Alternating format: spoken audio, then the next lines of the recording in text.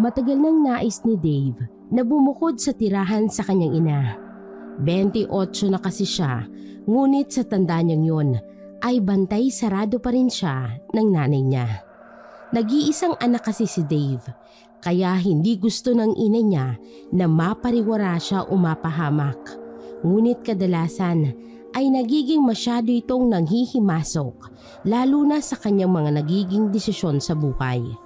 At ang isa pa niyang inaayawan ay ang pagiging mahigpit nito, lalo na sa pagpili niya ng babaeng kanyang iibigin. Ngunit ang pagmamahal niya kay Aya ay iba. Handa niyang ipagtanggol sa kanyang ina kung sakali man. Nasisiraan ka na ba ng bait, Dave? Luluwas ka ng Bicol para lamang sa nobya mo? Napakalayo noon. Kaya naman, ma. Saka, dala ko naman ang sasakyan ko eh. Matagal ko na tong sinasabi sa'yo, di ba, ma? Payagan mo na ako, please. Matanda na ako. Dapat po hinahayaan mo na ako sa mga gusto ko.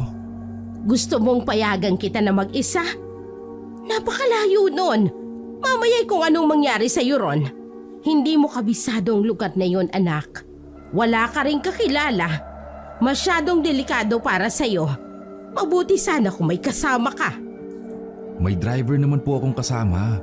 Nagbayad po ako ng tao para ipagmaneho ako. Basta. Napakalayo nun. Saka ayokong mag-uwi ka sa Bicol. Baka mapano ka pa doon. Tulad po ng sinabi ko sa iyo, ma. Hindi na po ako bata. Kaya ko na pong protektahan ang sarili ko. Hindi naman po ako bonjing. Ano ba? Bakit? Sinong nagsabi sa iyong bonjing ka? Kailan pa naging masama ang pagpoprotekta sa anak? Hindi naman po masama kung hindi naman din labis. Isa lang naman po ang gusto ko. Hayaan niyo naman po ako paminsan-minsan. Gusto ko rin naman pong mag-explore at maging independent. Nasasakal ka na sa akin. Hala, si mama. Hindi naman po sa ganun ang ibig kong sabihin eh. Ang akin lang naman. Iniingatan lang naman kita. Siyempre ikaw lang ang yaman ko. Paano kapag may nangyari sa iyong masama? Paano ako? Mag-iingat po ako. Promise. Hindi po ako gagawa ng isang bagay na ikadidismaya mo o ipag-aalala. Alam mo, nag-aalala lang naman ako. Dahil alam ko ang lugar na pupuntahan mo. Delikado ron. May usap-usapan pa nga na maraming nawawala at hindi na natatagpuan ang napapadpad sa bayang yun. Hindi naman po totoo yun at pawang sabi-sabi lang. Ay nako, wag mong ismulin ang mga sabi-sabi na yan. Tandaan mo, walang apoy na hindi nagsisimula sa maliit na usok. Pero papayagan niyo na po ako niyan. Hindi nga. Bakit naman kasi sa dinami-dami ng lugar na pupuntahan mo, ay doon pa? Paano naman kung sa norte o kaya naman sa gitnang Luzon? Mama, taga Bicol po si Aya. Hindi taga norte at mas lalong hindi taga gitnang Luzon. O sige, aayusin ko ang pangungusap ko. Bakit naman kasi sa dinami-dami ng mapipili mong babae, si Aya pa? Wala akong tiwala sa hilatsa ng pagmumukha ng babaeng yon. Baka mamaya aswang pa yon. Grabe. Hindi na pala uso ngayon ang mata pobre. Ang uso na pala palahusga at paladesisyon, no? Hindi naman. Sinasabi ko lang naman kung ano ang nasa loob ko. Masama ba yun? Masama po, promise. Lalo na kung sobra. Ayoko lang namang maging hapunan ka ng mga aswang na taga doon. Hindi naman natin alam kung anong pwede mong harapin doon na panganib. Masama kasi talaga ang kutob ko, anak. Kung hindi maganda sa iyong pandinig yung mga sinasabi ko, ikaw ang bahala. May sarili ka na namang isip. Wala naman po kasing dapat na ipag-alala Magiging okay lang po ako, ma.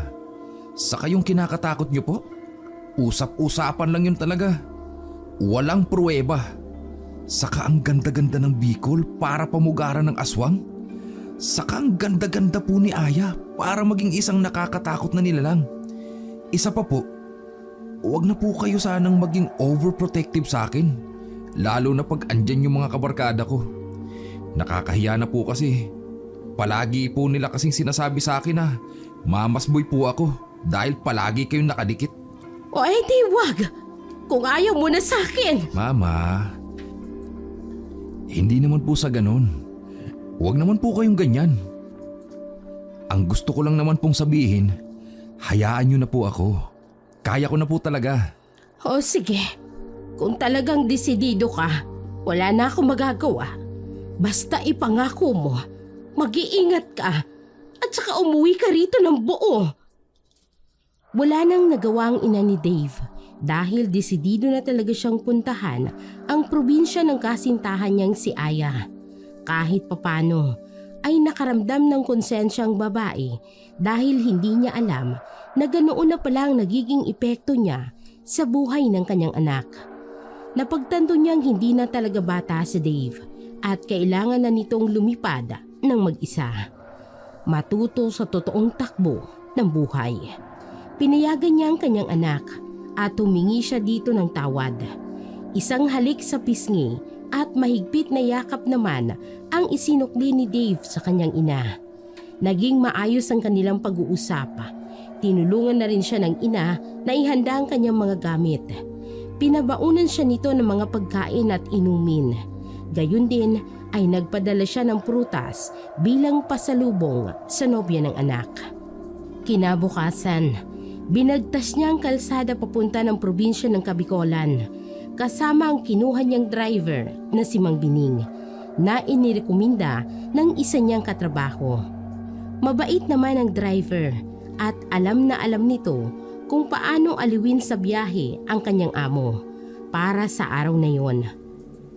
Magaganda ang mga pinapatugtog nitong musika sa stereo. Nasabi naman ni Aya na malayo talaga ang kanilang magiging biyahe, kaya hindi na nagtaka si Dave kung inabot sila ng ilang oras sa kalsada. Naging komportable siya sa driver dahil mabait ito at masiyahin. Halatang nasisiyahan siya sa mga tanawin habang sila ay nasa daan. Halos 10 oras din ang binahin nila nang matanaw niya ang bungad ng Kabikolan. Ngunit bago pa man sila makapasok sa unang bayan, ay biglang bumuhos ang napakalakas na ulan. Nagminor sandali ang driver at tumabi sa kalsada na mas lalo pang nangalit ang langit at halos wala nang makita sa kalsada. Napakadilim ng langit at gumuhit mula rito ang matatalim na kidlat. Tiningnan niya ang oras, 6:00 na ng hapon. Ang ulan ay may kasamang hangin na tila galit na galit. Pabugso-bugso nitong pag-ihip. Umahampas yun sa bintana ng kanyang kotse. Dumilim lalo ang paligid. Nakaramdam ng kakaibang binata na para bang kinakabahan. Napayakap siya sa kanyang braso at mariing ipinikit ang kanyang mga mata upang umusal ng isang maikling panalangin. Hindi niya maunawaan pero parang pamilyar sa kanya ang eksenang yon na kanyang nasasaksihan. Tila siya nakaramdam ng panganib. Kung kailan naman malapit na tayo, saka naman umulan. Ano to, joke?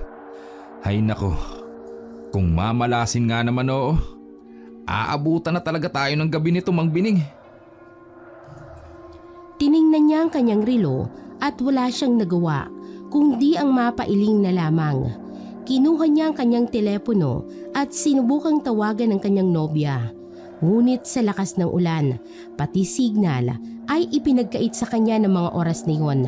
Nilibang na lamang niya ang sarili sa pagkain ng kanyang mga baon.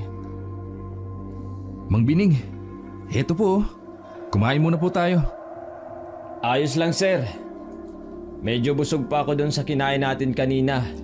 Naku, totoo po ba yan? Kanina pa hong tanghali yung huling kain natin sa fast food eh. Sige na po. Kumain muna po tayo habang naghihintay sa pagtila ng ulan. Sige po. Salamat. Mamaya po kakain din tayo pag nakakita tayo ng maayos-ayos na kainan. Sige ho. Mabuti na lamang po maraming ipinabaon sa aking pagkain si Mama. Mukhang alam niyang matatagalan po talaga tayo sa biyahe. Wala talagang katulad ang nanay ko. Ganun po talaga ang mga ina. Malakas ang pakiramdam. Pagkatapos nilang kumain, ay medyo patila na rin ang ulan. Kinuha niya ang kanyang telepono at tiningnan kung maaari niya nang tawagan ang kanyang nobya. Kahit papano ay may isang signal siyang nakita. Agad niyang tinawagan si Aya. Hello, Han? Oh, kumusta? Nasaan ka na? Andito pa lang kami sa may papasok ng Bicol eh. Naku, medyo malayo-layo pa. Siguro mga 1 o 2 oras pa ang layo mo. Malayo ba yung sa inyo? Eh halos 10 oras na nga ako sa kalsada eh. Yun pa bang 2 oras na ikinaiinip ko? Antayin mo ako ah. May mga ibibigay akong pasalubong sa'yo galing kay mama. Talaga? Binigyan ako ng mga pasalubong ni tita? Aba, mukhang himalayo na. Bakit naman himala? Eh kasi, nung huli kaming nagkita, pakiramdam ko ayaw niya sa akin. Hindi totoo yun ah. Ganun talaga ang mama ko. Naalala ko nga nung una, ayos pa naman kami. Pero nung nalaman niyang taga Bicol ako, parang biglang nagbago yung mood niya. May galit ba siya sa mga Bicolana? Bakit mo naman naisip yun? Ang lawak talaga ng imagination mo. O siya, antayin na lang kita ha. Tawag ka na lang ulit. Sige Han. Kami dadaan pa muna sa gasolinahan. Kanina pa ako naiihi eh. Kasi naghintay kami ng matagal. Malakas kasi yung ulan kanina eh. O sige, mag-iingat ka ha. Siya nga pala. Wag na wag kang basta-basta magtitiwala kahit kanino ha. Tandaan mo. Ha? Bakit? Ngunit ang tanong niyang yun ay hindi na nasagot ni Aya dahil namatay na ang linya sa kabilang telepono. Pinaandar na ni Mang Bining ang kanyang sasakyan. Nang halos 2 kilometro ng kanilang natatakbo ay may nakita silang isang gasolinahan. Dahan-dahan ang kanyang pagpapatakbo at iniliko yun upang magpagasolina. Napansin niyang kakaunti lamang ang poste sa lugar na yun at medyo madilim. Pero ganoon pa man ay nagpagas na rin sila at kasunod ay sinabi nito sa driver na iparada ang sasakyan upang makaihi siya. Nang matapos ay naglakad na siya pabalik sa kanyang sasakyan. Bubuksan na sana niyang kotse nang bigla na lamang namatay ang kuryente sa buong lugar. Muntik pa siyang mapasigaw dahil sa kadilimang biglang bumalot sa paligid. Tapos ay biglang may kamay na humawak sa kanyang braso. Ramdam niyang kakaibang kamay na yon dahil tila mabalahibo at malamig. Ang kanyang puso ay biglang nagpatira pa sa takot habang pinipilit niyang pigilin ang paghinga. Hindi niya alam kung sino at kung anong nasa likod ng kamay na yon. Pero sobra siyang kabado. Napuno ng takot at kaba ang isipan niya habang inaantay ang mga susunod na mangyayari. Inihanda niyang sarili sa mga oras na yon na baka kaharapin niya ang isang mapanganib na sitwasyon. Muli niyang pinakiramdaman ang kamay na nakahawak sa kanya. Unti-unti tila humihigpit ito. Mas lumalakas, lalo ng pintig ng kanyang puso. Ngunit sa kabila ng takot ay hindi siya umiwas o sumigaw. Naghintay siya ng pagkakataon na masilayan sa liwanag ang kamay. Ngunit bago pa man bumalik ang mga ilaw ay naramdaman niyang bumitaw ito sa kanya. Sa hindi nga niya nakita kung ano ang katotohanan sa bagay na yon na humawak sa kanya. Mabilis niyang binuksan ang kotse. Ayos ka lang ba, sir? Bakit parang namumutlaho kayo? Ayos lang ako. Ayos na po. Tara na po. Alis na po tayo sa lugar na to. Pagkasabi nun ay pinaharurot ng matandang lalaki ang sasakyan. Panay ang tingin nito sa salamin at pinagmamasdan ng kanyang kliyente na tila ba hindi mapakali at palingon-lingon sa likod ng sasakyan. Nakahinga ng maluwag si Dave nang makitang malinis naman ang kalsada at walang nakasunod sa kanila. Muli niyang tinawagan ang kanyang nobya. Tapos ka nang umihi? Grabe naman yung unang tanong, Han. Eh di ba yun naman ang paalam mo sa akin kanina? Oo, eto na. Nagbabiyahe na ulit kami. Gusto ko lang talagang tanungin kung dire-diretso lang ba kami o ano. Nasaan ka na ba? Hindi ko alam eh. Wala naman kasi mga signboard dito. O kahit karatula man lang. Kinikilabutan tuloy ako dito sa syudad ninyo. Bakit ka naman matatakot? Kakaunti ang ilaw sa kalsada. Tapos ang dilim-dilim pa. Ayaw mo ba nakakaunti na lang ang sasakyan? Mas maganda nga yan eh. Hindi ma-traffic. Ewan ko ba? Baka nasanay lang ako sa traffic. Kaya naninibago lang. Hindi ba kami naliligaw dito? Baka mamaya lumampas na kami ha? Chill. Relaxed ka lang ha. Kapag nakarating naman kayo sa bayan, hindi na kayo mahihirapan. Tsaka pwede ko kayong abangan doon kung gusto mo. Teka Han, aasikasuhin ko muna itong niluluto ko ha. Tawagan mo na lang ulit ako mamaya kapag malapit ka na. Ingat sa biyahe. Ibinaba na nito ang telepono at tumingin pa sa kalsada. Hindi yun ang unang beses na makikita niyang kasintahan dahil nakilala naman niya ito sa Maynila. Ngunit yun ang unang pagkakataon na mabibisita niya ang buong pamilya nito. Matagal na nila itong plano pero dahil sa dami ng trabaho ay hindi matuloy-tuloy. Mabuti na lamang at sabay silang nakafag-file ng leave at sabay silang naaprubahan. Kaya meron silang halos 1 linggong bakasyon. Nauna na ngang umuwi si Aya dahil ayon sa babae ay hahanda pa nito ang kanyang pamilya para sa kanyang pagdating. Hinarap niya ang kanyang telepono at nagbukas ng laro. Bilang pangtanggal ng inip, ilang minuto na ring halos hindi siya tumitingin sa daan at ang atensyon niya ay napako sa kanyang ginagawang paglalaro. Tumigil lang siya nang muntik na siyang masubsob dahil sa biglang pagpreno ni Mang Bining. Hala, ano po nangyari? Pasensya na po. Di ko kasi napansin na malalim pala yung uka ng kalsada. Marahas siyang napabuga ng hangin nang mapansing tila nag-iiba ang daan na kanilang tinatahak. Naging lubak-lubak na ang kalsada. Pangunahing kalsada? Tapos ganito? Ano kayang ginagawa ng mga politiko dito? Ba't hinahayaan nila na sira ang kalsada? Tapos wala pang kailaw-ilaw? Aba, magiging dahilan nito ng maraming aksidente. Kaya nga po Matagal na po talagang problema ito dito sa bayan na to. Talaga po? Taga rito po ba kayo sa Bicol? Ba't niyo po alam? Hindi naman. Taga Maynila din talaga ako. Pero madalas akong bumiyahe dito. At tulad mo, ganyan din ang naging reklamo ng mga hinahatid ko dito. Totoo naman po kasi. Dapat, para mas mapabilis po ang pag-unlad ng isang lugar, unahin dapat na ayusin ang mga kalsada. Nasa na po ba tayo? Isang bayan na lang, sir. Siguradong naroon na ho tayo.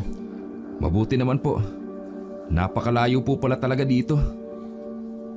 Mabuti pa ho. Matulog na lang po muna kayo. Gigisingin na lang kita pag malapit na tayo. Ayos na po ako. Hindi rin po talaga ako sanay matulog sa biyahe. Nangunot bigla ang noo niya nang mapansin na tila papasok na sila sa isang masukal na gubat. Teka, talaga bang itong daan natin, Mang Bining? Ba't parang masukal na ata rito? Pansin niya ang binabagtas nila ay papasok sa isang masukal na gubat. Ngunit alam niyang hindi naman sila pwedeng maligaw dahil ayon sa nobya ay diretso lang sila dapat. Akma niyang tatawagan ng nobya nang biglang pumreno ang kotse. Naramdaman nilang parang may nabangga sila. Itinigil ni Mabining ang kotse. Agad silang bumaba ng sasakyan upang tingnan kung anong nangyari. Bumaba si Mang Bining at nakahinga naman ng maluwag si Dave nang sinabi ng driver na walang sino man o anuman ang nasa harap ng sasakyan niya. Mabuti naman po't wala tayong nabangga. Akala ko po kung ano na. Akala ko nga rin po eh. Ano po kaya yun? Hala? Bakit sa himig mo Mang Bining parang nananakot ho kayo? Hindi naman po. Kaya lang para talagang may nabangga talaga tayo kanina. Naku, at tara na po sa loob ng kotse. Mabuti pa po tuloy na lang natin ang biyahe at makaalis na tayo rito. Nakakatakot na po rito. Masyadong madilim at liblib. Muling sumakay ng kotse si Mang Bining upang ipagpatuloy ang kanilang naudlot na biyahe. Ngunit sa kasamaang palad ay hindi mapaandar ni Mang Bining ang sasakyan. Ano nangyari? Sir, ayaw umandar. Hala, bakit po? Sinigurado ko namang nakakondisyon ang sasakyan ko bago bumiyahe. Hindi ko rin po alam Bababa muna ako para i-check ang makina, sir. Sige po, pakibilisan po Hindi tayo pwede magtagal dito. Hindi magandang pakiramdam ni Dave sa lugar na yon. Hindi dahil sa dilim. Ito ay dahil kanina pa niya napagmamasdan na di lang silang naroroon sa lugar. May mga nakikita siyang nilalang na kanina pa sa kanila nakamasid. Lingid sa kaalaman ng kanyang mga kakilala ay may kakayahan siyang makakita ng mga nilalang na hindi nakikita ng ordinaryong tao. Bukas ang kanyang ikatlong mata. Nakakakita siya nito mula noong siya'y bata pa. Nagsimula yon nang itakas siya ng ina mula sa pamilya ng kanyang ama at dalhin sa Maynila. Kung ano ang dahilan ay hindi niya yon matandaan dahil bata pa siya noon. Ang ilang kwento tungkol sa kanyang pagkabata ay mula din lang sa mga binuong kwento ng kanyang ina. Nakita niyang napakamot ng ulo ang matandang lalaki at tila hindi alam ang gagawin sa kanyang kotse. Malaki po bang sira? Hindi na po ba magagawa ng paraan, Mang Bining? Hindi nakasagot ang matanda. Walang ano-ano ay nawala sa paningin niyang matanda. Marahil ay yumuko ito at tiningnan ulit ang makina ng sasakyan. May narinig na impit na pag-ungol.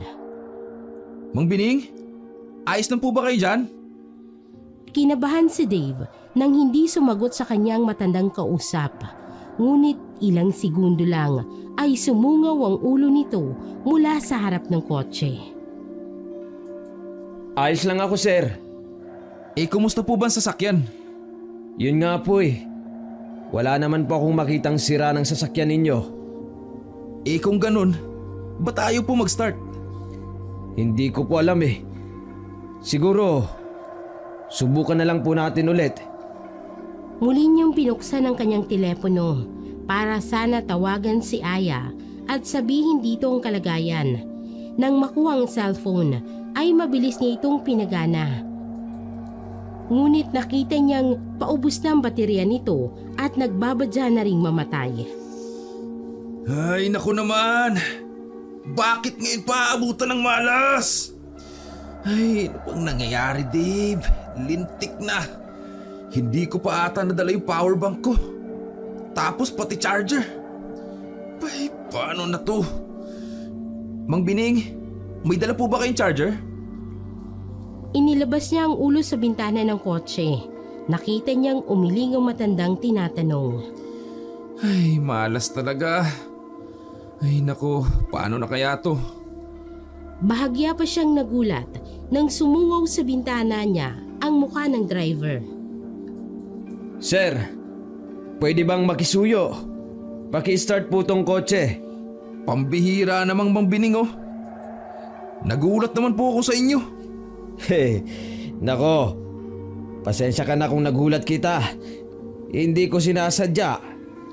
Pumunta si Dave sa harap at sinusian ng kotse. Ngunit hindi pa rin ito umandar. Labis ang kanilang pagtataka sa nangyari. Bumaba siya ng kotse upang tulungan ang matanda. Ngunit sa pagsayad ng kanyang mga paa sa lupa ay sumalubong sa kanya ang napakalamig na hangin kasabay ng papalapit ng isang anino. Pakiramdam niya ay tumigil sa pag-ikot ng mundo nang tuluyan nitong makalapit sa kanya at hawakan ang kanyang kamay.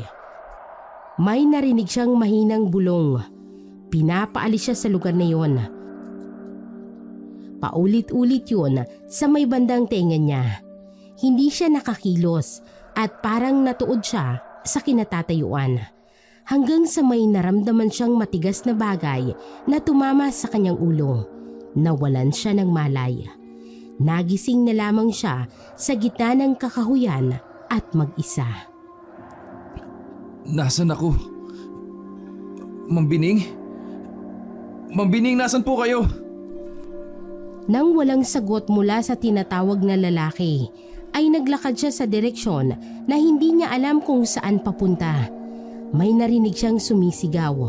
Gumala ang kanyang paningin sa loob ng kakahuyan, ngunit wala naman siyang nakikitang kakaiba. Ang mga nilalang na nakikita niyang nakamasid sa kanila ay tila ba nagsikubli na at ayaw nang magpakita sa kanya.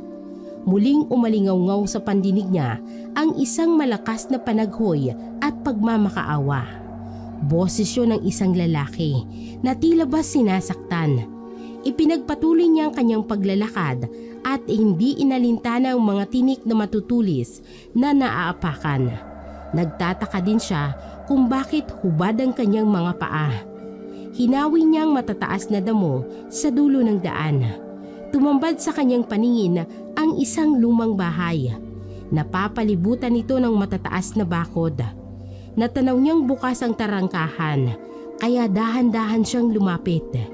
Kakaibang hatid na aura ng paligid. Parang pakiramdam niya ay pamilyar ang lugar.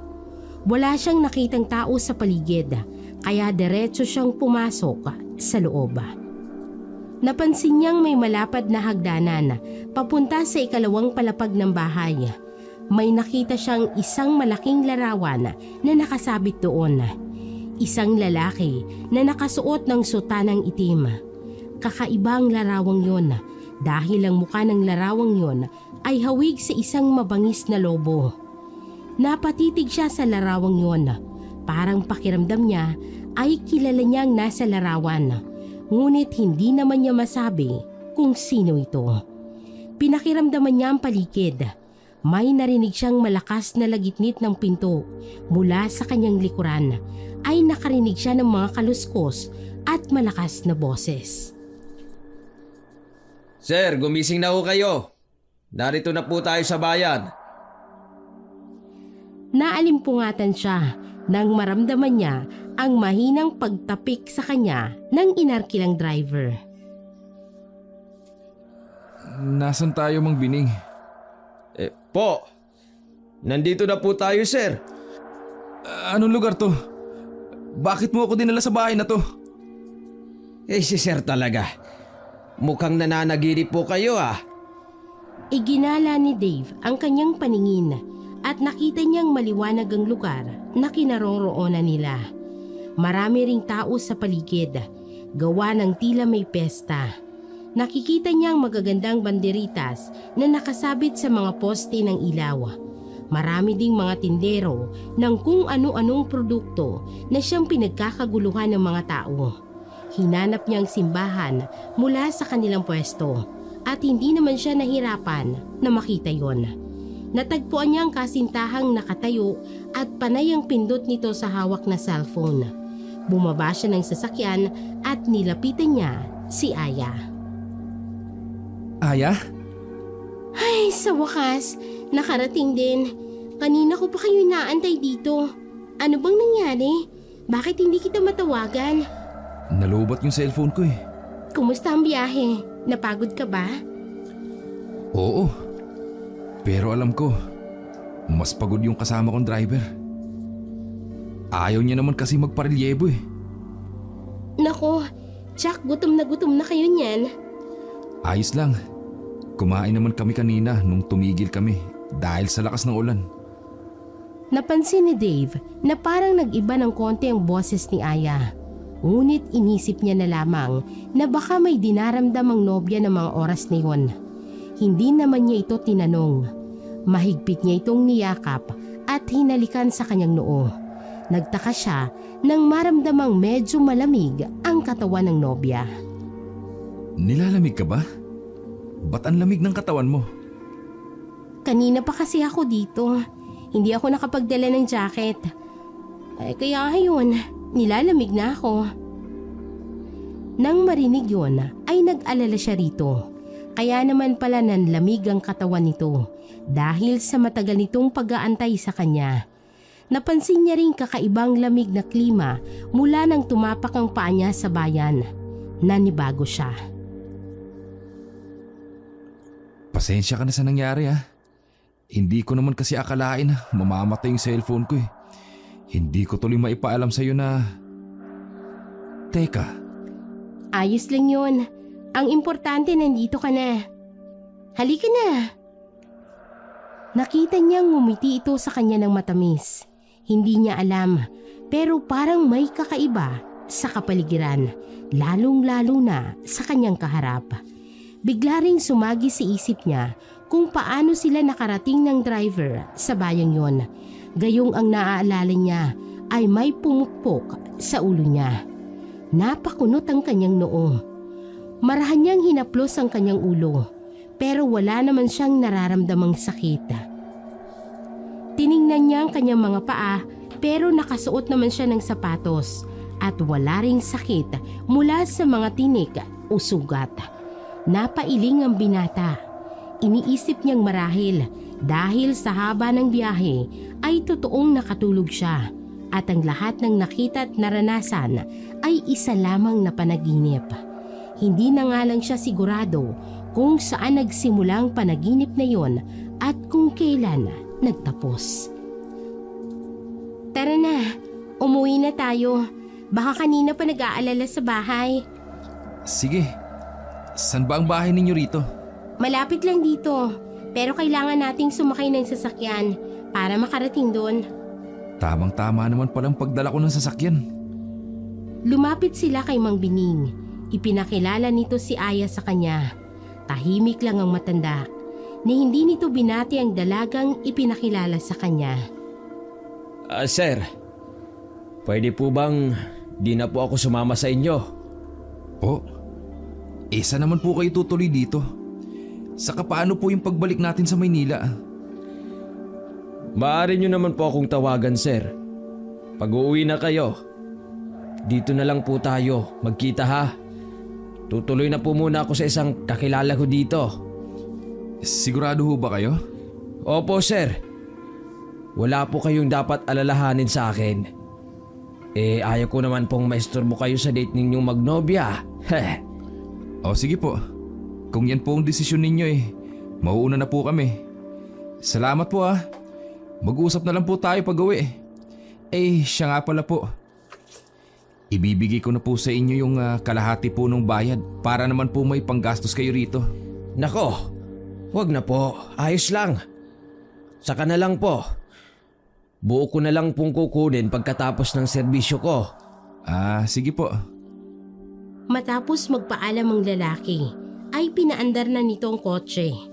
Habang bumabiyahe sila, ay naging kapansin-pansin na tila nawawala ulit ang mga ilaw at wala ng mga poste at muling binabagtas na ulit nila ang masukal na kalsada. Napapailing siya sa mga oras na yun dahil alam niya at sigurado siyang hindi yun isang panaginip. Alam niyang gising siya dahil siyang nagmamaneho ng sarili niyang kotse.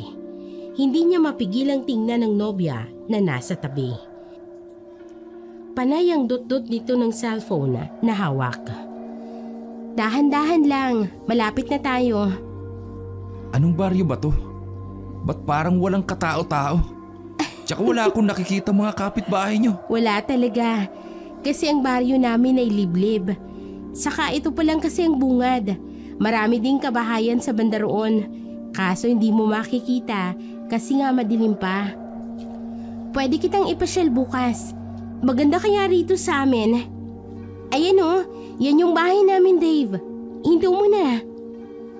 Pagkahinto ng kotse, ay agad na bumaba ang kanyang nobya. Hindi niya maipaliwanag ang saktong nararamdaman nang makitang bahay na sinasabi ni Aya. Kahawig ito ng bahay na napanaginipan niya. Agad na nagsitayuan ng kanyang balahibo nang mapagtanto ang bagay na yun. Naramdaman niyang tila may kakaiba sa ikinikilos ng kanyang nobya. Hindi niya maamin sa sarili niya na unti-unti siyang nilulukuban ng takot sa pagkakataong yun. Bahagya pa niyang kinurot ang kanyang sarili, ngunit nasaktan siya. Ibig sabihin, hindi yun isang panaginip. Halika na, bumaba ka na dyan. Inihintay ka nila sa loob. Pagpasok nila sa bahay ng nobya, ay ganoon na lamang ang panlalaki ng kanyang mga mata. Eksakto ang lahat ng detalyeng nakikita niya at sa nakita niya sa kanyang panaginip. Malaki ang bahay, ngunit may kalumaan. Kahit ganoon ay malinis naman ito at may nakadisplay na mga antigong kagamitan na sumasalamin sa kanilang karangyaan. Nakita niya ang malapad na hagdan. Agad niyang hinanap ang larawang nakita niya sa kanyang panaginip. Ngunit imbis na taong may mukhang lobong makita, larawan yun ng dalawang matanda. Sila ang nanay at tatay ko, Han. Ganun ba? Kamukha mong tatay mo ah. Oo, alam ko na yun mula bata pa ako. Marami nang nagsabi. Nasa na pala sila? Baka may pinuntahan lang siguro si Ama. Mamaya lang nandito na silang lahat. Lahat? Sino? Basta mamaya, makikita mo. Tara, sa itaas muna para makita mo ang silid. Tapos may ayos mo na rin yung mga gamit mo. Kung gusto mo na rin namang magpahinga muna, pwede naman. Gigisingin na lang kita kapag andito na sila, Ama. Siya nga pala. Si tatay na lang ang kasama ko. Wala na si inay. Matagal nang patay. Ganun ba? Sorry ah. Wala kang dapat naihingi ng tawad. Ganun talaga ang buhay, di ba? May hangganan ng lahat. Maski ang kasamaan. Ang lalim naman nun, Han. May pinagdadaanan ka ba? Wala no. Para namang sirato. Halika na nga sa itaas. Nakakaloko ka.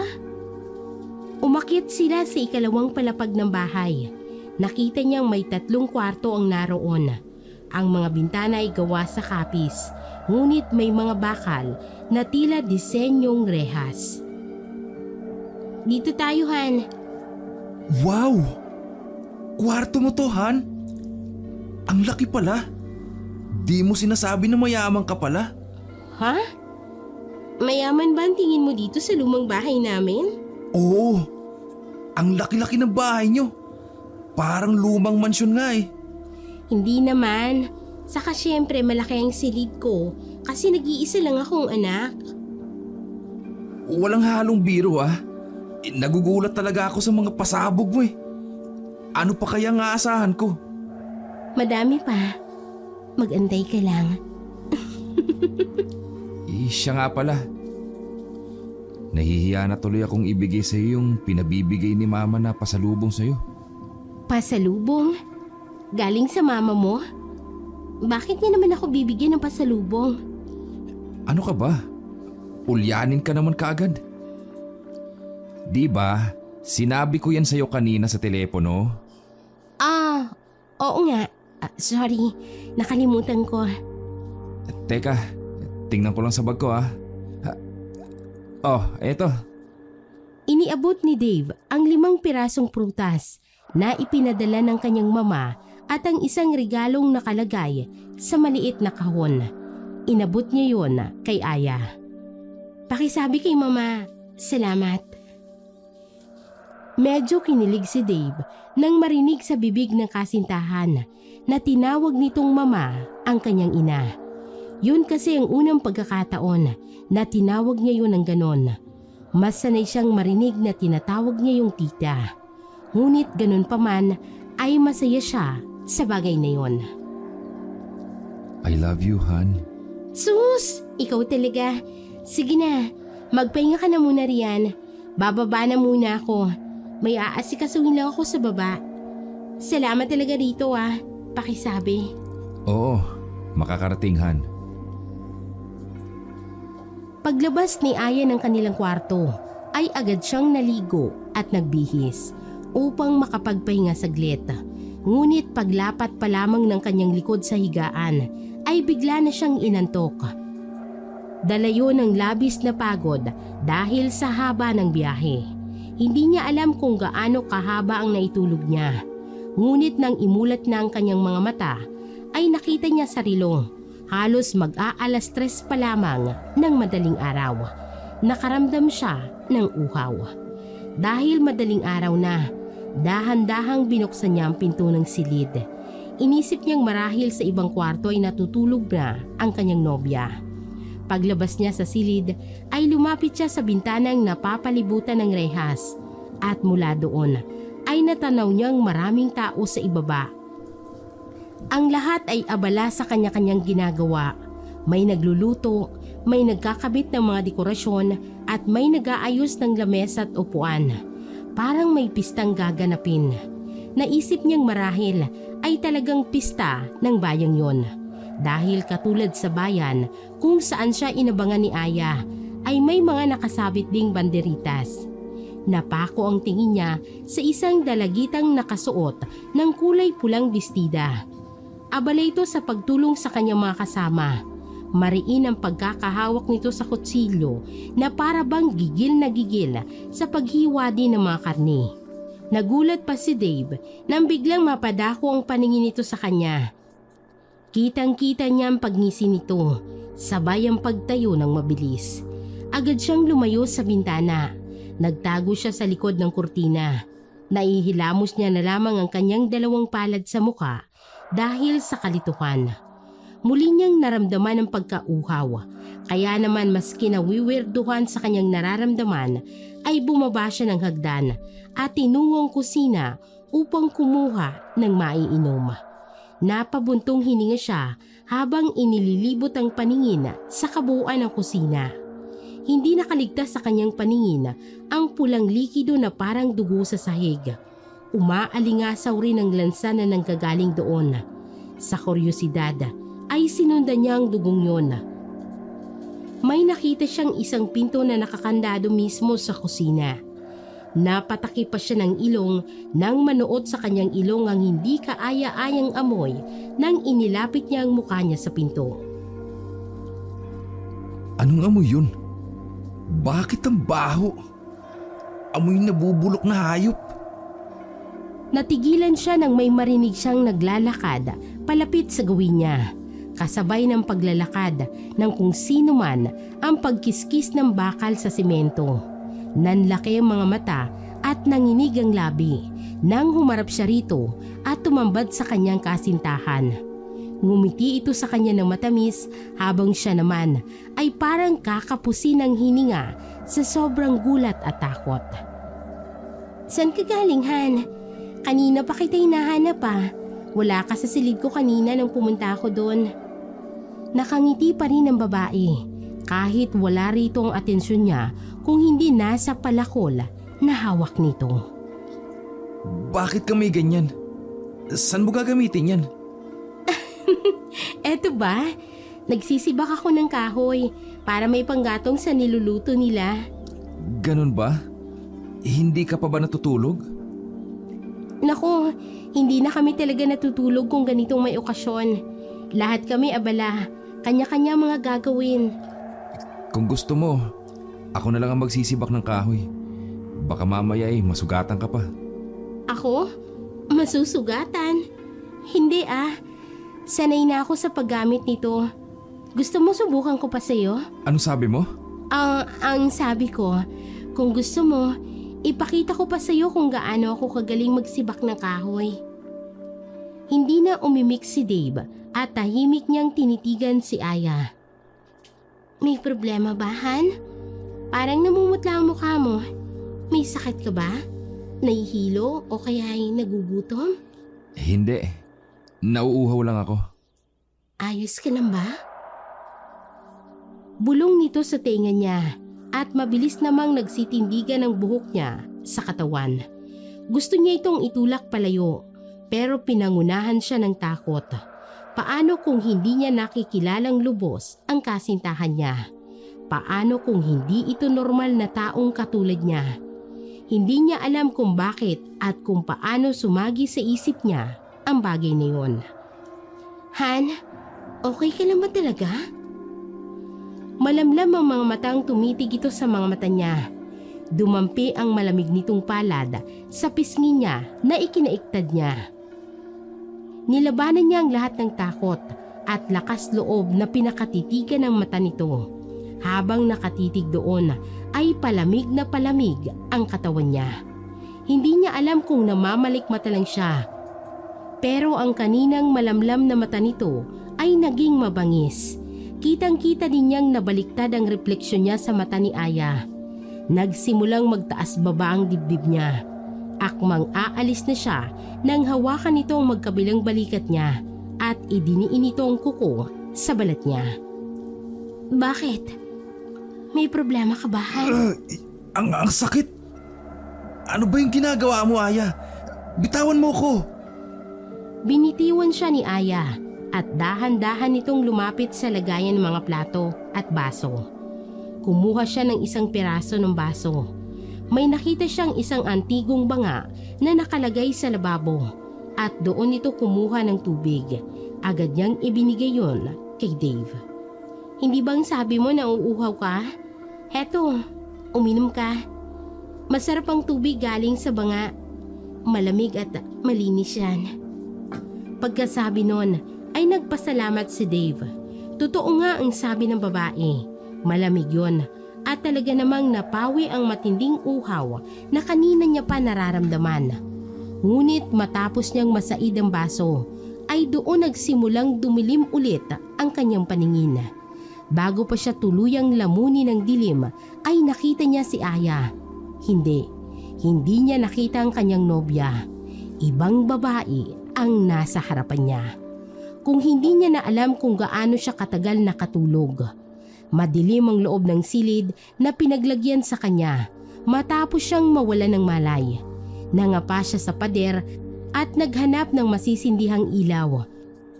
Ngunit may tinig na biglang nagsalita. Muntik na siyang mapasigaw dahil sa gulat.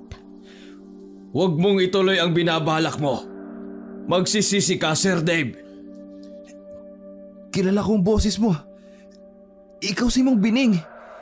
Bakit po kayo dito? Hindi ba't sabi mo eh? Nahuli nila ako.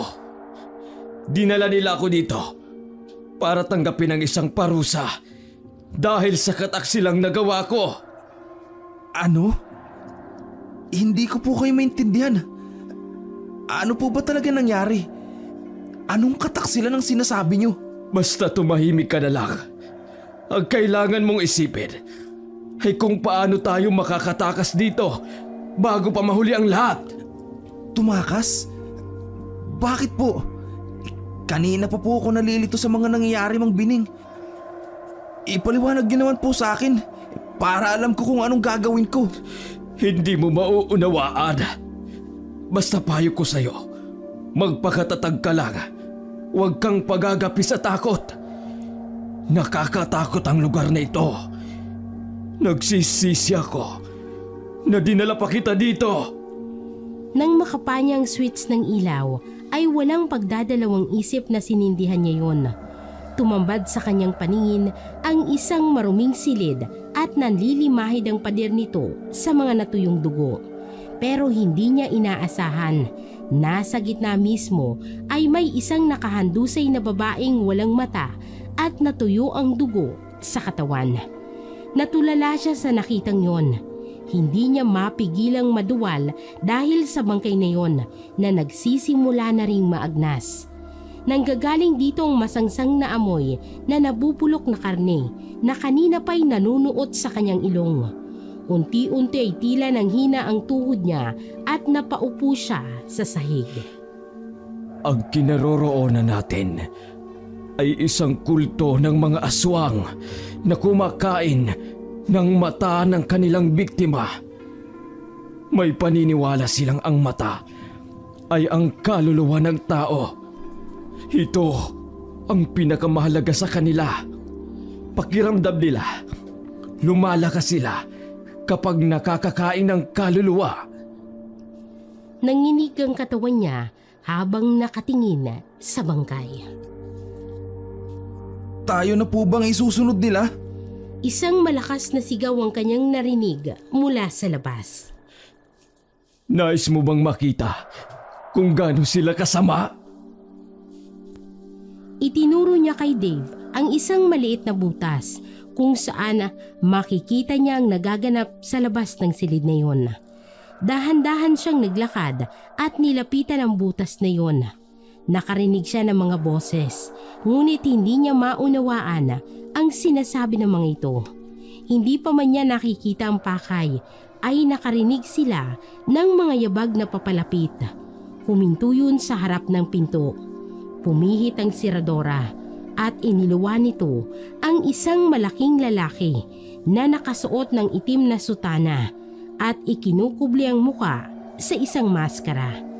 Narinig niyang sinabi nito na malapit nang magsimula ang piging, kaya kailangan na siyang ihanda. Kinaladkad siya ng mga ito at muling ibinalik sa unang silid. Ikinulong siya roon. Natatanaw niyang bilog na buwan mula sa bintanang may harang. Iginala niyang paningin sa taas at sa ibaba at sa ilalim ng kama. Naghahanap siya ng maaaring pwedeng labasan, ngunit bigo siya. Nag-uunahan sa pagpitik ang kanyang pulso dahil sa tensyon na nangyayari sa kanyang isip. Nalilito siya at naguguluhan sa mga nangyayari. Dumagdag pa sa kanyang alalahanin ang matandang driver.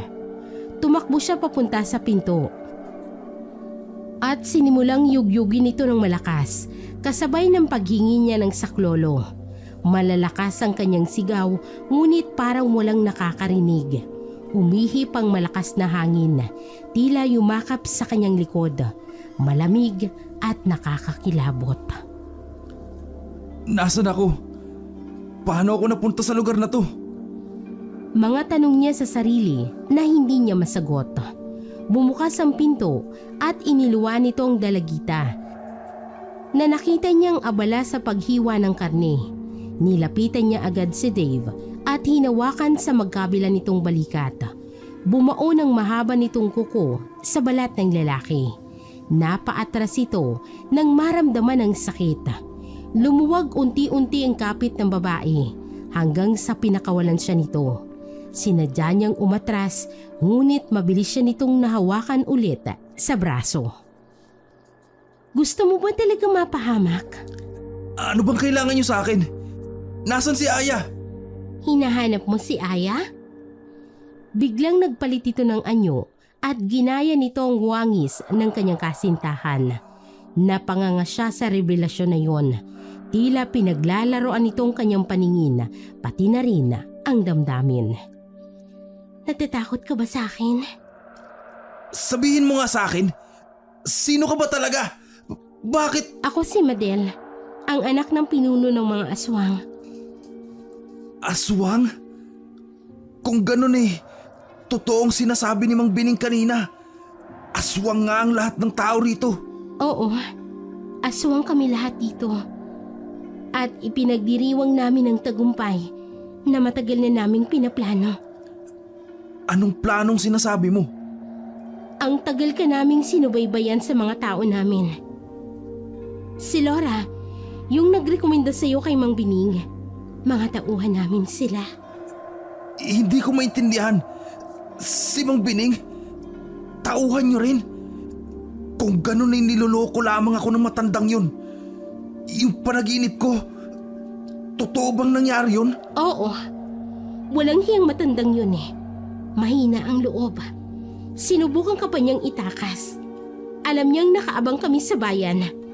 Sa huling minuto'y nagbago ang isip niya sa naging plano namin. Nakonsens siyang walang hiya. Pero bakit niyo to ginagawa sa akin? Ano bang naging kasalanan ko? Hindi ko alam. Hindi ko masasagot ang tanong mong yan. Pasensya ka na. Ang alam ko lang, ikaw ang napili ni Ama. Napili? Ikaw ang napiling alay. Malapit ka na ngang isalang. Maya-maya lang, kukunin ka na rito para isalang sa gagawing ritual. Agad na rumihistro ang takot at bumayo ng malakas ang kanyang dibdib dahil sa revelasyong yon ng kaharap. Tila hindi maproseso ng utak niya ang ibig sabihin ng dalagita. Alay? Oo, ikaw ang napiling gawing alay dahil ikaw ang nawawalang anak ng dating pinuno ng mga aswang na si Darius. Nagtaksi lang iyong ama sa samahan at nagmahal ng isang ordinaryong tao na siyang mahigpit na ipinagbabawal sa amin. Darius? Anong sinasabi mo? Hindi mo kilala si Darius?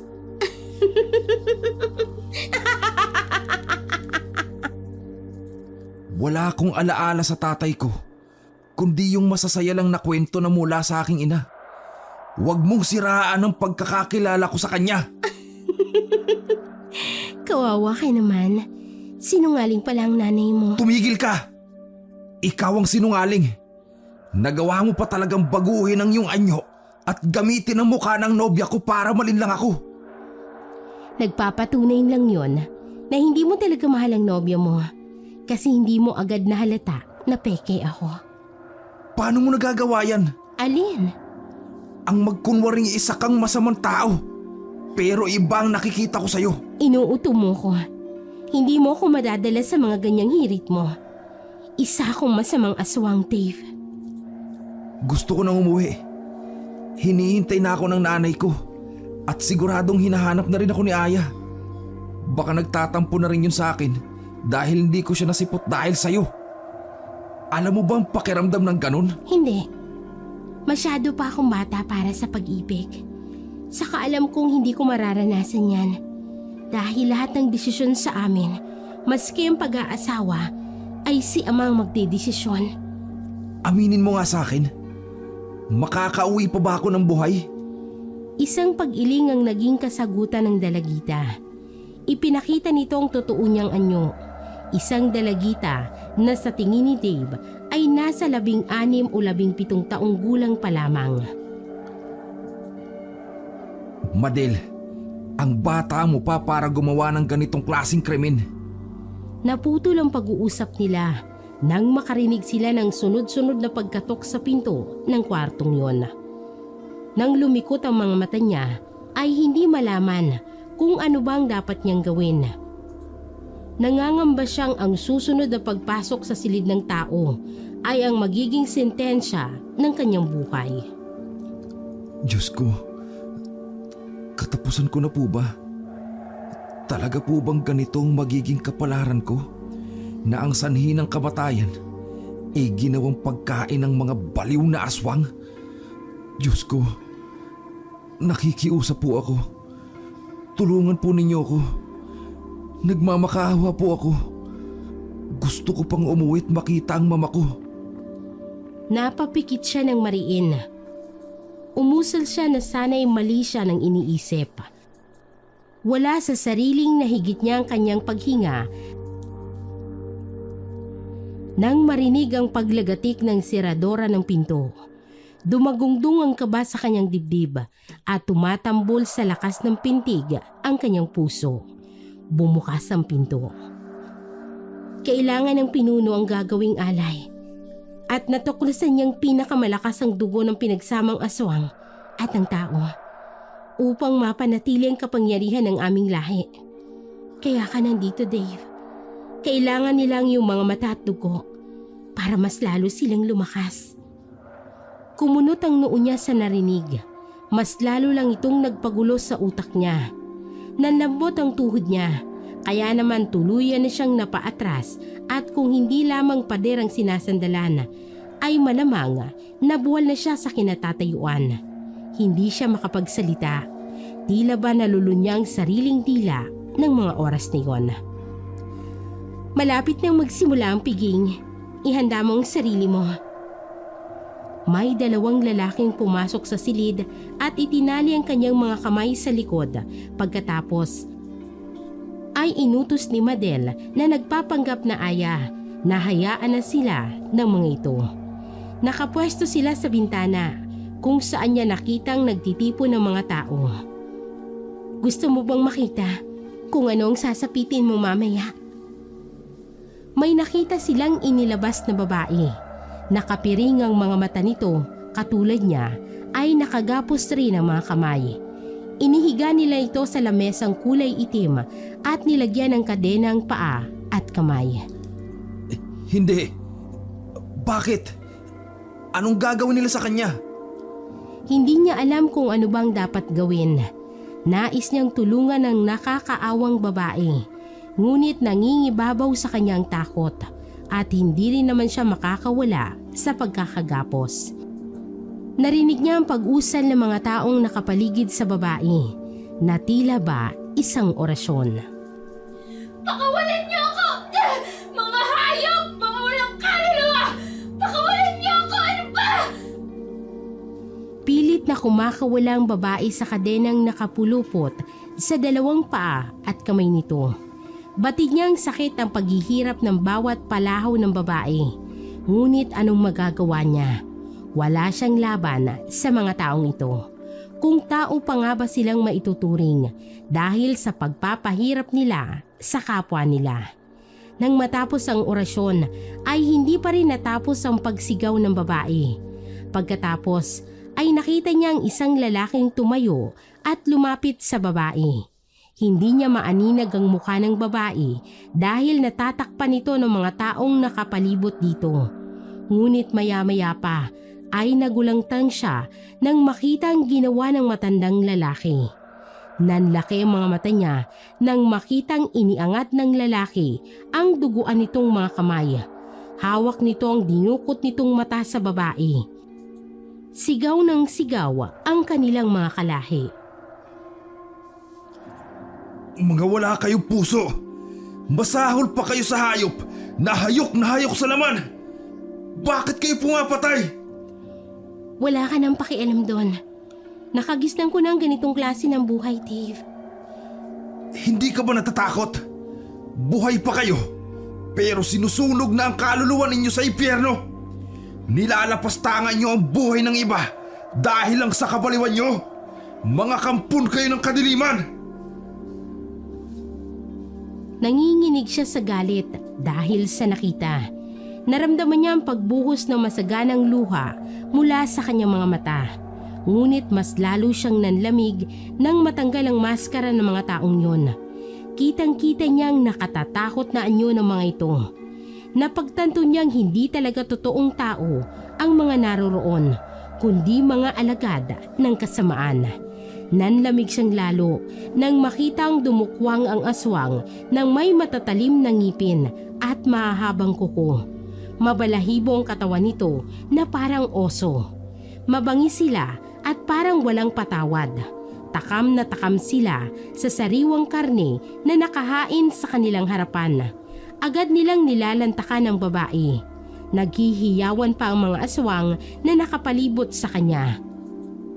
Sumunod ay nakikagat na rin sila at nagsimulang mangain. Pagkatapos noon ay lumapit ang pinuno at dinukot nito ang puso ng biktima. Nilantakan niya yon at binulungan ng isang orasyon, saka pa isa-isang pinakagat ang mga kasamahan niyang aswang. Ito na ang inyong pagkakataon. Magpakasaya kayo sa biyayang aking ibibigay sa inyo. Kumain kayo at magpakalakas! Hindi niya kinaya pang panoorin ang walang awang pagpatay ng mga ito at pagkain sa babae. Nanlambot ang mga tuhod niya. Sinikap niya pa ring humakbang upang makaalis at makalayo sa lugar na yon. San ka pupunta? Ayaw mo na bang manood ng napakagandang palabas? Kayo lang ang nasisiyahan sa ganyang klase ng gawain. Nakita niyang ngumisi ang dalagita. Akala mo lang yon. Ha? Anong ibig mong sabihin? Sa totoo lang, ayaw na ayaw ko sa ganyang mga eksena. Pero wala akong magawa. Kagustuhan niya ni Ama. Gusto niyang lumakas ng lumakas dahil mula noon, alam niyang hindi niya kayang pantayan ang lakas ng naunang pinuno ng grupong ito. Hindi ko alam kung bakit. Kung totoo bang lumalakas siya kapag pumapatay siya ng tao, mahirap siyang intindihin. Gusto mo bang maniwala ako sa mga sinasabi mo? Ama mo yan. Alam kong kahit na anong mangyari, ay kakampi ka sa ama mo, maski gumawa ito ng masama. Nagkakamali ka. Hindi alam ni Dave kung bakit tila may naaaninag siyang lungkot sa mga mata ng dalagita. Ngunit ayaw niyang paninlang dito. Dapat ba ako maniwala sa'yo? Niloko mo na ako. Hindi ka na dapat pang pagkatiwalaan, Madel. Maniwala ka man o hindi, wala akong pakialam. Wala akong pakialam kung paniniwalaan mo ko o hindi. Sinasabi ko lang kung anong nasa isip ko. Wala akong paki kung anong sasabihin mo at kung ano pang mga sasabihin mo. Kung talagang totoo ang sinasabi mo, tulungan mo ako makatakas dito. Imposible yan. Hindi ko pwedeng suwayin si ama. Natawa siya sa kanyang isip. Kanina lamang ay nanginginig siya sa takot dahil sa presensya ng dalagitang si Madel. Ngunit mula nang magbukas ito ng kanyang sarili, ay wala ng preno ang kanyang bibig. Kinumbinsi niya itong pumanig sa kabutihan. Bagamat malabo na ipagpalit nito ang ama sa sarili nitong kaligtasan, ay umaasa siyang papabor sa kanya ang lahat. Hindi ba sabi mo, anak ako ng dating pinuno? Oo, Kung ganon, kaya ko din bang gawin yung ginagawa mo? anong ginagawa ba? Yan, yung panggagaya ng muka. Ako lang ang may kakayahang makagawa ng bagay na yan, Dave. Akala ko kaya ko rin. Gagawin ko sanang paraan yan para makatakas. May isang paraan para makaalis ka rito. Nang marinig niya yon, ay otomatikong napatitig siyang muli sa mga mata ng babae. May naramdaman siyang konting pag-asa na matatakasan niya ang bangungot na yon. Ano? Halikan mo ko. Seryoso itong nakatitig sa kanya habang siya ay pilit na pinoproseso ang sinabi nito. Napamaang siya. Hindi niya pa rin lubos maintindihan ang sinasabi nito at mababasa yon sa ekspresyon na nakapinta sa kanyang muka. Puno ng pagtatanong at pagtataka ang kanyang mga mata. Nakaawang ang mga labi na tila ba may nais sabihin, ngunit walang salitang lumalabas rito. Nananatiling blankong ekspresyon ng dalaga. Malamig ang mga matang tinitingnan siya nito na para bang iniiksamin ang kabuuan niya. Seryoso ka ba? Mukha ba akong nagbibiro? Ha? Teka lang, wala na bang ibang paraan? Hindi kita pwedeng halikan. Ano ba namang klaseng solusyon yan? Walang connect. Natawa siya ng walang buhay. Maniniwala ba siya?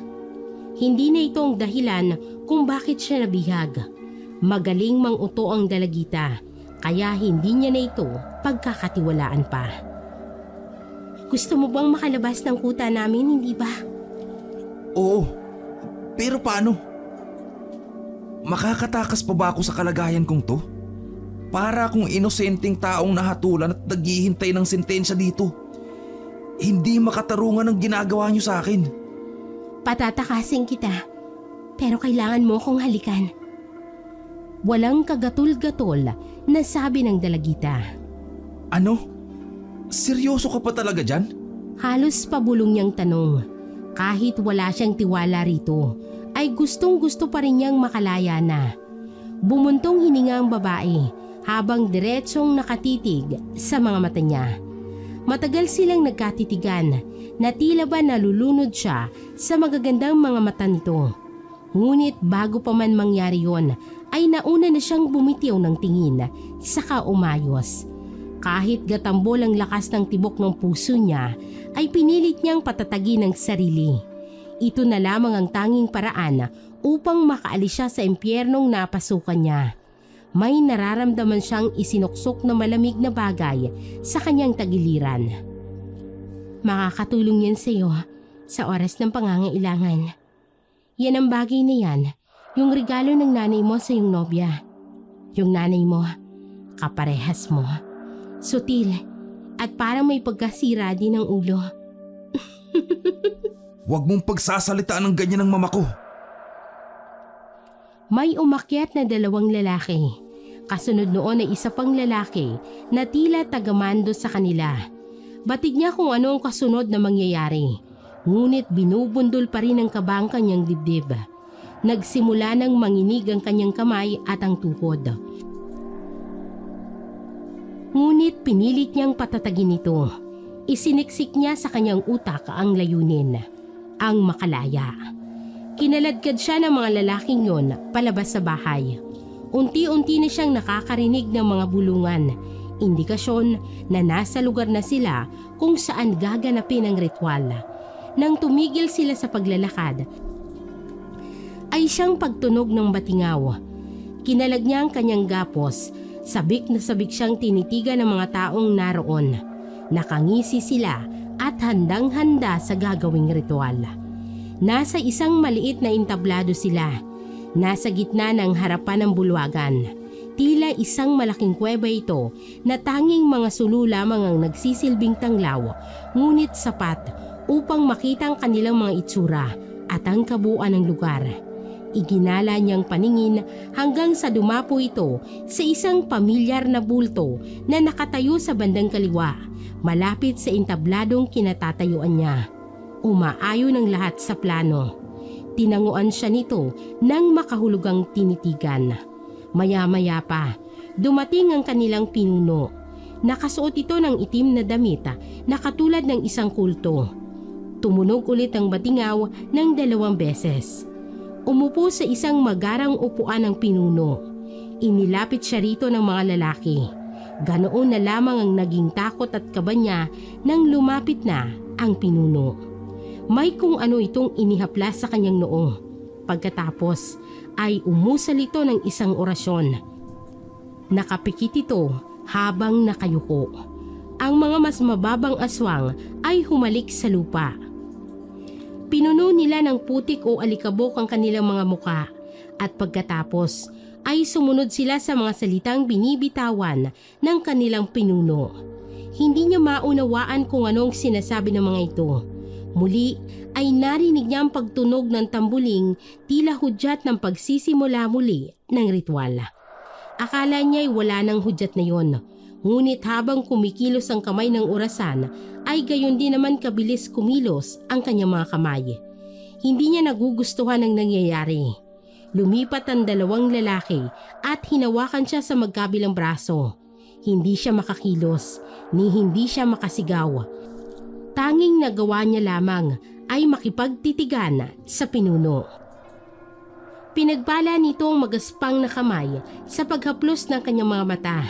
Inilapit pa nito ang kanyang mukha at narinig ni Dave ang isang malakas na paghinga ng aswang na yon.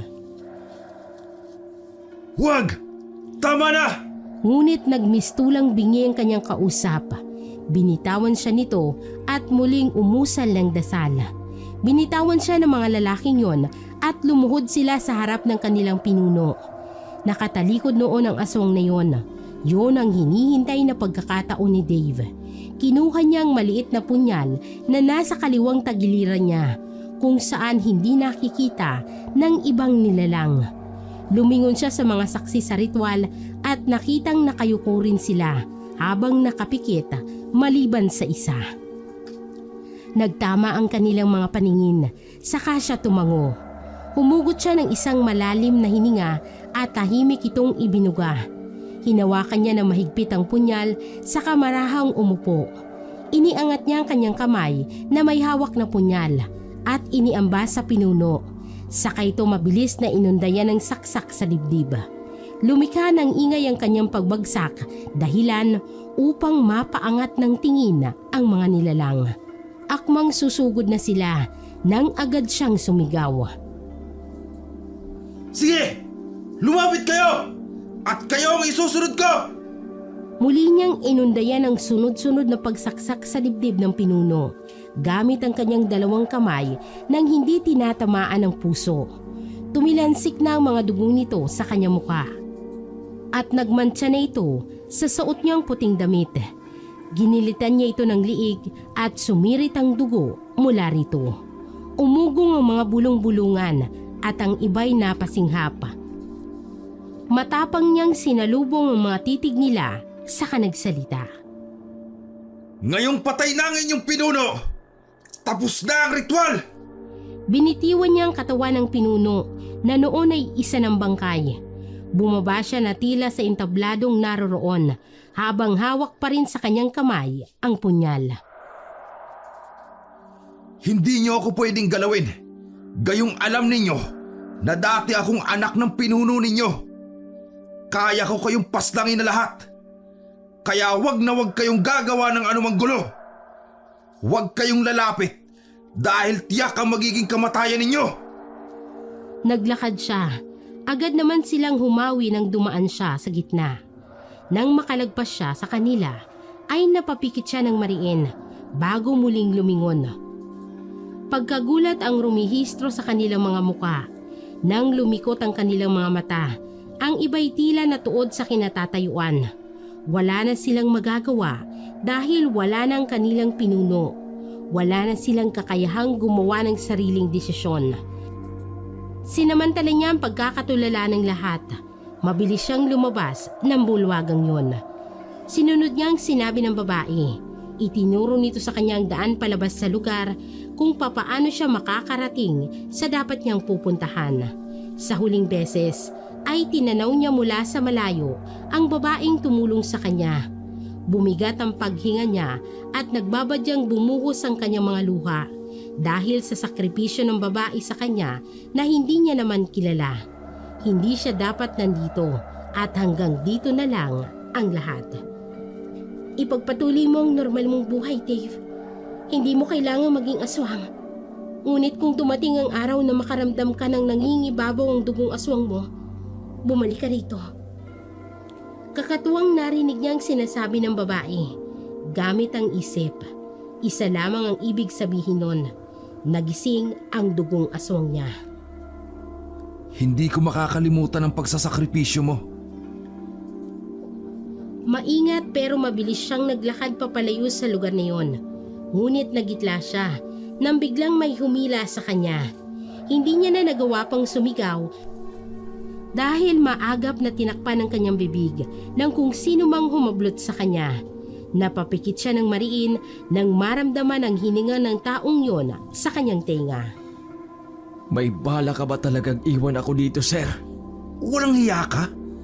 Ikaw ang nagdala sa akin dito, tapos tatanungin mo ako niyan? Pero hindi mo ako pwedeng iwan dito. Iiwan kita. Traidor ka. Kailangan mo akong isama sa inyong pagtakas. Dahil mamaya lang, hahabulin ka na ng mga yan at susubukan nilang patayin ka. Hindi nga nagkamaling sinabi ng matandang yon. Nakita ng binata na nakasunod na sa kanilang mga aswang. Wala pang minuto ay agad silang napalibutan ng mga ito. Nangangalit ang kanilang mga ngipin dahil sa matinding galit. Nakabawi na ang mga ito sa pagkabigla. Bilisan mo ang takbo!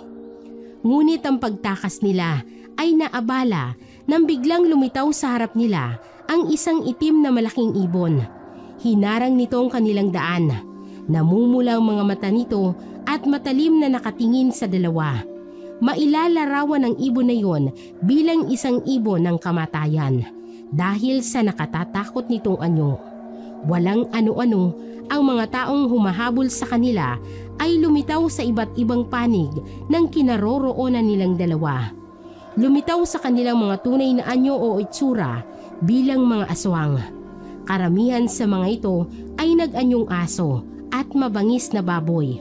Mahahaba ang mga kuko at nagsimulang humaba ang kanilang mga pangil sa bibig. Ang kaba sa dibdib ni Dave ay hindi niya halos makontrol. Sa isip niya ay katapusan niya na talaga. Nagsimula nang magsilapitan sa kanila ni Ma'am Bining ang mga aswang. Naging maaga pang matanda nang ang isa sa mga ito ay mabilis na lumapit sa binata at akmang kakagatin. Lumukso ito at pasalubong sa aswang na yon. Nagpagulong-gulong sila sa lupa. Ngunit lumukso rin ang halos lahat na nakapalibot sa kanila at inunang sinubukang patayin ang matanda. Pinagtulungan nila ito, ngunit himalang tila biglang lumakas si Mang Bining. Ang bawat mahawakan niya sa kanila ay kanyang inihahagis sa kung saan. Animoy laban ang naging pagitan ng isang leon laban sa maraming aso. Madaming aswang, subalit sobrang mabangis ang matanda. Nagtaka naman at pilit din si Dave na iniligtas ang sarili laban sa malulupit na aswang gamit ang kanyang punyal na nagagawa niyang masugatan ang mga lumalapit sa kanya. Teka lang! Malakas ang naging sigaw ni Mang Bining. Natigilan ang mga aswang nang marinig ang tinig na yon. Maski si Dave ay nanibagong boses ng kakampi. Lumaki yun na akala mo'y dumagong-dungang kulog sa kalaliman ng gabi. Napapagod na ako! Pambihira naman! Hindi na ba matatapos ang gulong ito? Patakasin niyo na kami! Nagsigawan ang mga aswang at umatungal ang ilan. Ipaghihiganti raw nila ang kanilang pinuno at tinawag pang traidor ang matanda. Talaga bang yan ang palagi niyong isusumbat sa akin? Isang traidor? Hindi ako traidor dahil ang ipinagtatanggol ko ay sa atin! Kayo ang traidor! Dahil pinipilit niyong patayin ang inyong kalahi! Ang nag-isang anak ng dati ninyong pinuno! Yung pinuno na pinaglingkuran kayo ng mahusay! Ngunit sa isang pagkakamali, itinakwil ninyo! Sinubukan niyang magpalit ng anyo. Matagal-tagal na rin niyang hindi nagagawa ang bagay na yun. Napasigaw siya ng malakas. Labis-labis ang gulat ng mga aswang nang ang matandang lalaki ay nag-anyong isang halimaw. Malaki-laking halimaw na may ulo ng isang lobo. Nanlaki ang mga mata ni Dave nang makita ang nilalang na yon sa kanyang harapan. Yon ang nilalang na nakita niyang nasa larawan sa kanyang panaginip. Ang mga aswang ay tumigil sa kanilang pag-atake. Para silang mga asong biglang nabahagang buntot. Pagkatapos nun ay gumawa sila ng bilog at nagbigay pugay sa kanya. Si Mang Bining ay may kakayahan ding itago ang tunay na anyo sa muka ng ibang tao. Siya ang matagal nang nawawalang pinuno ng mga aswang. Siya ang ama ni Dave. Ikaw? Ako nga. Ako ang iyong ama, binata. Paano nangyari? Naguguluhan ako. Matagal na akong nagpapanggap bilang isang Mang Bining. Tulad nila ay nakasubaybay rin ako sa iyo. Sadyang hinayaan kong dalhin kanila dito para muli kong makaharap ang malupit na pinuno. Pero nagawa mo siyang paslangin gamit lamang ang isang punyal. Ipinagmamalaki kita, anak. Ipinagmamalaki? Ganyan ka na ba talaga ka-insensitibo? Hinayaan mo ako sa isang labang hindi naman sigurado kung makakaligtas ako. Para ano? Para maibalik sa iyo ang pamumuno, ganun ba? Kailangan kong makuha ulit ang pamumuno. Dahil nakikita kong lalong napapasama ang lahi ng aswang na ito dahil sa kanya. Marami silang piniperwisyong tao na dati di naman nila ginagawa. Totoong sinabi ng ama ni Dave. Bagamat malupit siyang aswang at halimaw, ay hindi niya hinahayaan ang kanyang pamumuno na may dumanak ng dugo sa kamay ng kapwa-aswang. Tanging mga hayop lamang noon ang kanilang hinuhuli at pinagsasalu-saluhan. Nanghuhuli sila ng mga tao sa gubat. Lumapit si Madel na nagpanggap na aya. Ngayong bumalik na ang dati nating leader, ipangako nating hindi na tayo mamimirwisyo pa ng mga inosenteng tao tulad ni Pinuno. Ayoko rin ng patayan. Kailanman ay hindi ako sumang-ayon sa kasamaan ng aking ama. Nakayuko lamang ang mga aswang.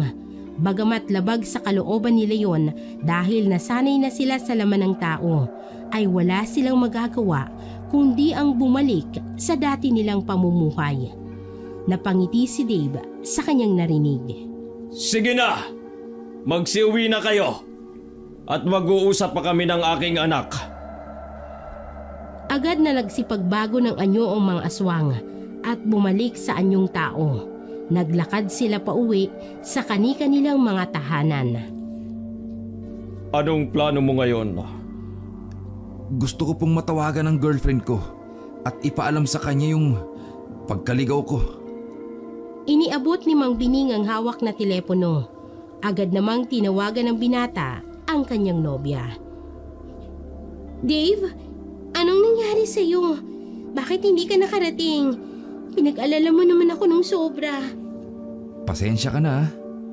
Naligaw kasi ako at kung saan-saan kami napadpad nitong si Mang Bining. Pero pangako, pagsikat ng araw maya-maya magkikita na tayo. Sige, hihintayin kita ha. Sayang, ang dami pa namang nag-aabang sa'yo rito.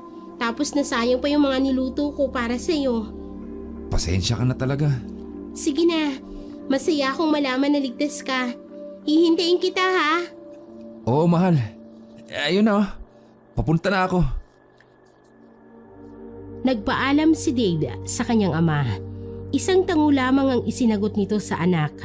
Nang magtama ang kanilang mga mata, ay biglang napayakap si Dave sa lalaking nasa kanyang harapan. Masaya akong makilala ka, ama. Babalik ako dito muli para makasama ka. Kahit saglit bago ako bumalik ng Maynila. Sige anak, hihintayin kita. Masayang-masaya ang matandang lalaki dahil sa sinabing yon ng kanyang anak. Agad-agad ay bumalik sila sa malaking bahay. Kasalukuyang nililinis na ng mga taong naroon ng mansyon. Ang araw ay sumisikat na rin sa silangan. Ipinagayak ng matanda ang lahat ng kanyang mga gamit at pagkatapos ay ibinigay sa kanyang susi ng kanyang kotse. Gayon din ang kanyang cellphone. Tawagan mo lang ako anak. Isang malakas na pagkawayang iniwan ni Dave bago niya lisanin ang lugar na yon. Ang araw na yon ay itinuring niyang panibagong buhay na dapat niyang pahalagahan dahil makakauwi siya ng ligtas sa naghihintay na ina. Bonus pang nakilala niya ang kanyang ama.